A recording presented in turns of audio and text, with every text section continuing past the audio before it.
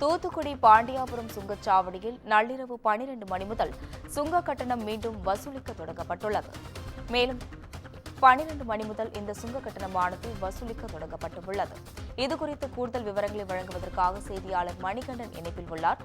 வணக்கம் மணிகண்டன், பாண்டியாபுரம் சுங்கச்சாவடியில் வசூலானது தொடங்கப்பட்டுள்ளது. இதுகுறித்த விவரங்களை பகிரலாம். வணக்கம் அஸ்வினி.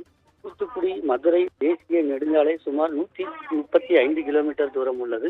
கடந்த 2011ஆம் ஆண்டு 4 வழிச்சாலை திட்டத்தின் கீழ் இந்த சாலை 4 வழிச்சாலையாக மாற்றப்பட்டு சுங்கச்சாவடிகள் தூத்துக்குடி, புதூர் பாண்டியாபுரம் மற்றும் மதுரை எளியார்பத்தி ஆகிய பகுதிகளில் அமைக்கப்பட்டு வாகன ஓட்டிகளிடம் சுங்க கட்டணம் தற்போது வரை வசூல் செய்யப்பட்டு வந்தது.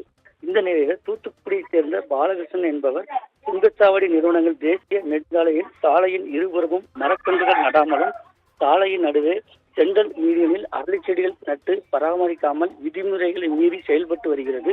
மேலும் தூத்துக்குடி மதுரை தேசிய நெடுஞ்சாலையில் பல்வேறு பகுதிகள் முறையாக பராமரிக்கப்படாமல் குண்டும் குழியுமாக காணப்படுவதாகவும் வாகன ஓட்டிகளுக்கு தேவையான அடிப்படை வசதிகள் செய்து தராமல் உள்ளதை தொடர்ந்து மதுரை உயர்நீதிமன்ற கிளையில் வழக்கு தொடர்ந்தார். இந்த வழக்கை விசாரணை செய்த மதுரை உயர்நீதிமன்ற கிளை கடந்த 4ஆம் தேதி சுங்க கட்டணம் வசூல் செய்ய தூத்துக்குடி, புதூர் பாண்டியாபுரம் மற்றும் மதுரை எளியார்பட்டி சுங்கச்சாவடிகளுக்கு உத்தரவு பிறப்பித்தது.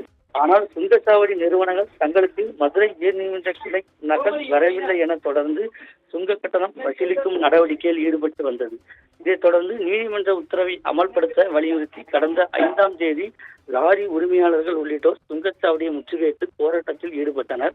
இதைத் தொடர்ந்து 5ஆம் தேதி நள்ளிரவு முதல் சுங்கச்சாவடி கட்டணம் வசூல் நிறுத்தப்பட்டது. இந்நிலையில் சுங்கச்சாவடி நிறுவனம் சார்பில் மதுரை உயர்நீதிமன்ற கிளை உத்தரவுக்கு எதிராக உச்சநீதிமன்றத்தில் வழக்கு தொடரப்பட்டு இந்த வழக்கை விசாரணை செய்த உச்சநீதிமன்றம் மதுரை உயர்நீதிமன்ற கிளை விதித்த இடைக்கால தடைக்கு தடை விதித்து உத்தரவு பிறப்பித்தது. இதைத் தொடர்ந்து கடந்த 4 நாட்களாக சுங்க கட்டணம் வசூல் செய்வது நிறுத்தப்பட்டிருந்த நிலையில உச்சநீதிமன்ற உத்தரவு நகல் வருவதற்கு முன்பே வசூல் நடவடிக்கையில் ஈடுபட்டது. இதைத் தொடர்ந்து மனுதாரர், வழக்கறிஞர் உள்ளிட்டோர் சுங்க கட்டண வசூலுக்கு எதிர்ப்பு தெரிவித்தனர். இதைத் தொடர்ந்து உச்சநீதிமன்ற உத்தரவு நகல் சுங்கச்சாவடி நிறுவனங்களுக்கு கிடைத்ததை தொடர்ந்து நேற்று நள்ளிரவு 12 மணி முதல் சுங்க கட்டணம் மீண்டும் வசூல் செய்யப்பட்டது.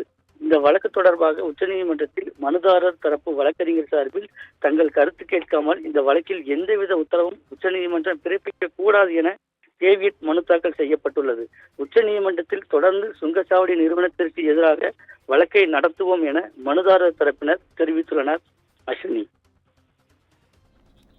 விரிவான தகவலுக்கு நன்றி மணிகண்டன்.